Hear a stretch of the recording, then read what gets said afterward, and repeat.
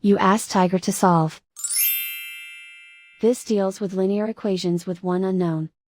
The final result is r equals -3.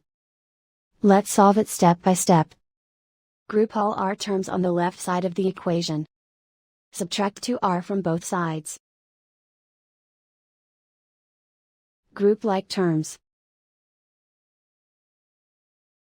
Simplify the arithmetic. Group like terms. Simplify the arithmetic. Group all constants on the right side of the equation. Subtract 12 from both sides. Simplify the arithmetic.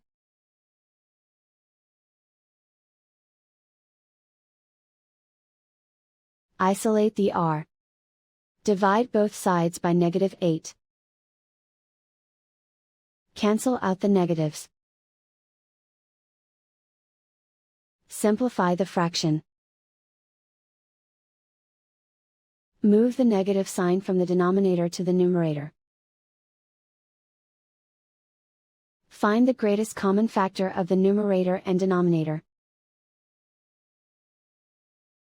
Factor out and cancel the greatest common factor. And so the final result is r equals -3.